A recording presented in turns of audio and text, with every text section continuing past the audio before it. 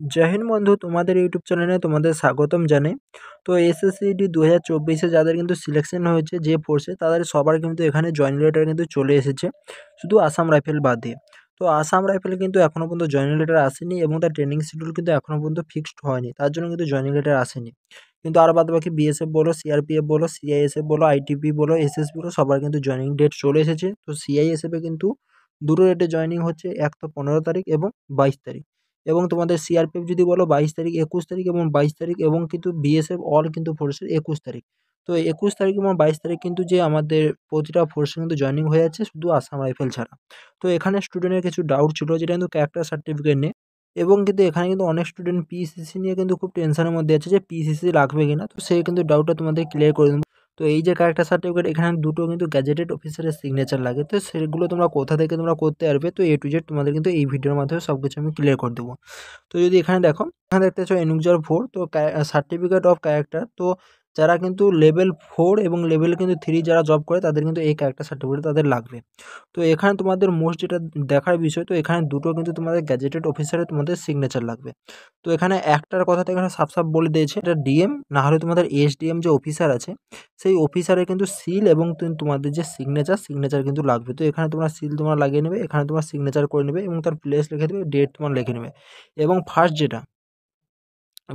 তোমরা দেখতে পাচ্ছ, তো ফার্স্ট কিন্তু এখানে তুমি যে কোনো একটা গ্যাজেটেড অফিসারে তুমি কিন্তু সিগনেচার নিলে কিন্তু এখানে তোমার হয়ে যাবে। তো এখানে কিন্তু বলা নেই তোমার পার্সোনাল, তো এখানে স্পেশালভাবে কোনো কিছু বলা নেই যে তোমার ডিএম এর সাইন লাগবে কিংবা এসডিএম এর সাইন লাগবে। তো প্রথমটা তুমি যে এমবিবিএস ডাক্তার থাকে, তো এমবিবিএস ডক্টরের কাছ থেকে তুমি করতে পারো, কিংবা তোমার স্কুলে যে হেডমাস্টার থাকে, তো হেডমাস্টারের কাছ থেকে তুমি করতে পারো।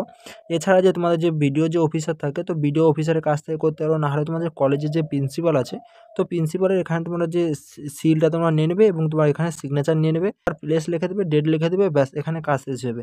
তো প্রথমটার কিছু ইস্যু নেই। আশা করি তোমার ক্যারেক্টার সার্টিফিকেটের তোমার যে ডাউট আছে, ডাউটটা আমি ক্লিয়ার করে দিলাম। তো প্রথমে তোমার যে কোনো একটা তোমার গ্যাজেটেড অফিসারের সিগনেচার তোমার লাগছে, এবং দ্বিতীয়টা সেটা কিন্তু তোমাদের হয় ডিএম অফিসারের, না হলে তোমাদের কিন্তু এসডিএম অফিসারের কিন্তু এখানে সিগনেচার লাগছে। তো ভিডিওতে আগে যাওয়ার আগে তোমাদের একটা ইনফরমেশন দিয়ে দিচ্ছি, যারা কিন্তু এসএসসিটি 2025-এর জন্য যারা প্রিপারেশন করছো, তোমরা জানো পরীক্ষার জন্য কিন্তু আর বেশি সময় নেই। তো এই সময় তোমাদের কিন্তু মক টেস্ট লাগানো কিন্তু অবশ্যই দরকার। তো মক টেস্ট লাগালে তোমাদের টাইম তোমাদের মেনটেন হয়ে যাবে, এবং তোমার যে হাতের কিন্তু স্পিড বেড়ে যাবে, এবং তোমার কোনখানটায় বেশি তোমার উইক পয়েন্ট তুমি সেটা কিন্তু বুঝতে পারবে। তো কন্টিনিউ কিন্তু তোমাদের এখন মক টেস্ট লাগাতে হবে। তো মক টেস্টের জন্য সবথেকে কিন্তু বেস্ট প্ল্যাটফর্ম তোমরা ভালো করে জানো, টেক্সট বুক। তো টেক্সট বুক কিন্তু বর্তমানে এখন সেল দিচ্ছে, তো 28শে ডিসেম্বর থেকে 31শে ডিসেম্বর সব থেকে কিন্তু কম প্রাইসে কিন্তু এখন তোমরা পাচ্ছ এই সেলটা। তো প্রথমে তোমরা যদি দেখো, অন্যান্য সময় কিন্তু 1 বছর পুরো পাস তোমাদের 699 টাকা লাগতো। তারপরে কিছুদিন আগে কিন্তু একটা সেল চলেছিল, তো সেখানে কিন্তু 349 টাকা 1 বছরের জন্য পুরো পাস কিন্তু চলছিল। তো বর্তমান কিন্তু এই সেলটা 31শে ডিসেম্বর সেল হচ্ছে, সব থেকে কম প্রাইসে 307 টাকায় তোমরা কিন্তু এটা পেয়ে যাবে। তো আমার এই কুপন কোড তোমরা ইউজ করতে পারো, RRV। তো তোমরা কিন্তু 12% তোমরা এক্সট্রা তোমার ডিসকাউন্ট তোমরা পেয়ে যাবে। তো বাই করার জন্য কিন্তু ভিডিও ডিসক্রিপশন বক্সের লিঙ্ক আছে, তোমরা কিন্তু ওখান থেকে তোমরা বাই করতে পারো। তো তোমরা কিন্তু দেখে নেবে যে প্রো পাস, শুধু পাসটা তোমরা নেবে না, প্রো পাসটা তোমরা নেবে। প্রো পাস নিলে তোমাদের যে প্রিভিয়াসে যতগুলো তোমার শিফট হয়েছিল, সেগুলো তোমরা কিন্তু মক টেস্ট হিসাবে তোমরা যতবার খুশি তোমরা লাগাতে পারবে। তো এখানে শুধু কিন্তু বাংলা ভাষায় নয়, এখানে 17টা ল্যাঙ্গুয়েজে তোমরা কিন্তু পেয়ে যাবে, বাংলা, হিন্দি, ইংলিশ, তোমার A to Z সব কিন্তু ল্যাঙ্গুয়েজে পেয়ে যাবে, তুমি যেটা হিসেবে তুমি লাগাতে পারো, ঠিক আছে। আর তুমি কিন্তু এই যে মক টেস্টটা শুধু কিন্তু এসএসসিডির জন্য নয়, তুমি কিন্তু যে কোনো এক্সামের জন্য তুমি কিন্তু এটা লাগাতে পারো। তো একবার তুমি এখানে পারচেস করে নেবে, তুমি ডাব্লিউবি, কেপি, রেলওয়ে, এসএসসি হর এক এক্সামের জন্য তুমি কিন্তু মক টেস্ট লাগাতে পারবে। তো যদি চাও তোমরা কিন্তু নিতে পারো, ভিডিও ডিসক্রিপশন বক্সে লিঙ্ক আছে। আর আসি যে তোমাদের পিসিসি, তোমাদের কাজ, তো পিসিসির কাজ এখানে কিছুই নেই।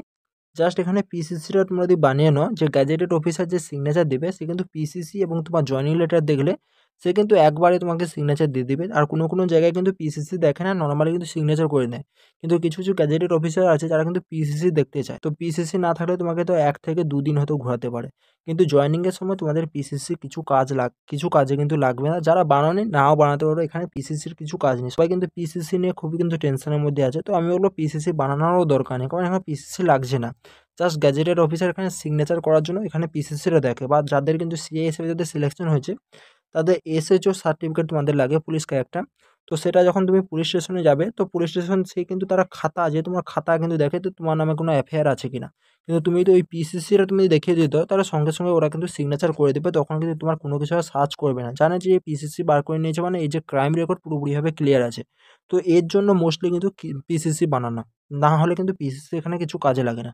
তো যাদের কিন্তু সিআই হিসেবে সিলেকশন হয়েছে তারা যাবে এখানে, তোমার এসএইচও তোমার যে থানা আছে তোমার থানায় যাবে। তো এখানে তোমার নাম-টাম A to Z লিখে নেওয়ার পর যে থানার যে তোমার ইনচার্জ আছে, তো ইনচার্জের কাছ থেকে তোমরা কিন্তু এখানে যে সিগনেচার কিন্তু নিয়ে নেবে। একটা স্ট্যাম্প নেবে, স্ট্যাম্পের উপরে কিন্তু তোমরা সিগনেচারটা নিয়ে নেবে এবং তার ডেটটা কিন্তু এখানে লিখে দেবে। তো এটাই জাস্ট। তো এটা তোমরা তোমরা করে নিয়ে তোমরা চলে যাবে। তোমার কিন্তু যে থানায় কিন্তু নিয়ে নেবে। তো একটু পয়সা মাগতে পারে, কারণ সব তো পুলিশ স্টেশন সমান নয়। কোনো পুলিশ স্টেশনে হয়তো 1000 টাকা মাগতে পারে, কেউ আবার 500 টাকাও এখানে মাগতে পারে, ঠিক আছে? দিয়ে দেবে, বেশি টানা হিজড়া করবে না, তোমারই সমস্যা হবে। কারণ এখানে জয়েনিং প্রসেস তোমরা জানো 15 তারিখ থেকে কিন্তু শুরু হয়ে যাচ্ছে। তো যত লেট হবে তত কিন্তু তোমাদের জন্য সমস্যা। যারা কিন্তু ট্রেনের টিকিট কাটো না তোমরা কিন্তু অবশ্যই কেটে নাও, কারণ ট্রেনের টিকিট না হলে পাবে না, দাঁড়িয়ে যখন যেতে হবে, ঠিক আছে? তো সেই কারণে বলবো ট্রেনের টিকিট বা যেসব কেনাকাটার জিনিস আছে সেগুলো তোমরা কিন্তু অবশ্যই তোমরা কিনে নিতে পারো। আর যাদের কিন্তু এখানে সিআই হিসেবে যাদের সিলেকশন হয়েছে তাদের কিন্তু এখানে অ্যাটেস্টেশন যে ফর্ম এটা কিন্তু তোমাদের ফিল আপ করতে হবে। তো এটা তোমাদের আমি নেক্সট ভিডিওতে তোমাদের স্টেপ বাই স্টেপ সব কিছু বলে দেবো। তো এখানে কিছুই নেই, এখানে তোমার সারনেম, প্রথম তোমার টাইটেল দেবে, তারপর তোমার নাম লিখবে, ঠিক আছে? তারপর তোমার এখানে যে তোমার ভিলেজের নামটা A to Z সব তোমরা এখানে সব কিছু দিয়ে দেবে। তোমার পার্মানেন্ট যে অ্যাড্রেস আছে, তারপরে তোমার এখানে প্যান নম্বর দিবে, তারপরে আধার নম্বর দিবে, তারপর তোমার ডেট অফ বার্থ তোমার দেবে, তারপরে সেই ডেট অফ বার্থ হিসাবে তোমার কত বছর তোমার বয়স আছে সেই বয়সটা তোমার কাউন্ট করবে, এবং ম্যাট্রিকুলেশনে তোমাদের ডেট অফ বার্থ দেওয়া আছে সেই ডেট অফ বার্থটা তোমরা কিন্তু এখানে ফিল করবে। তো তারপরে তোমার এখানে তুমি কোথায় তুমি জন্মগ্রহণ করেছো সেই কিন্তু জায়গা তুমি নাম দিবে, তো ডিস্ট্রিক্ট এবং তোমার স্টেটে তোমার নাম দেবে। তো এই সব কিন্তু জিনিস এখানে মোস্টলি কিন্তু আছে। আবার দেখো তোমাদের এডুকেশন, তোমার কোথা থেকে তুমি পড়াশোনা করেছো সেই স্কুলের নাম A to Z এখানে ভর্তি হচ্ছে। তো এটা নিয়ে সাবজেক্ট কিন্তু আমি আলাদা একটা ভিডিও বানাবো। তো এইটাতে বলতে গেলে অনেকটা ভিডিও বড় হয়ে যাবে। এবং যাদের কিন্তু বিএসএফ সিলেকশন হয়েছে তাদের কিন্তু একটা অফিসিয়াল ওয়েবসাইটে সেখানে তোমাদের ফর্ম কিন্তু ভরতে হয়েছে 3টা ফর্ম, ঠিক আছে? সেটাও তোমাদের আমি নেক্সট ভিডিওতে বলে দেবো। আর এই যে পিডিএফগুলো এগুলো সব কিন্তু আমি টেলিগ্রামে প্রোভাইড করে দিচ্ছি। তো টেলিগ্রাম থেকে তোমরা নিজে থেকেও তোমরা দেখে নিতে পারো। এবং যারা কিন্তু এখনও পর্যন্ত চ্যানেলকে সাবস্ক্রাইব করেনি তোমরা অবশ্যই তোমরা সাবস্ক্রাইব করে নাও। A to Z তোমরা কিন্তু আপডেট এই চ্যানেলের মাধ্যমে পেয়ে যাবে। এবং তোমাদের কিছু ডাউট যদি থাকে অবশ্যই তোমরা কিন্তু আমাকে ইনস্টাগ্রামে তোমরা SMS করবে, তো সেখান থেকে তোমাদের হাইক ডাউট কিন্তু আমি ক্লিয়ার করে দেবো। জয় হিন্দ।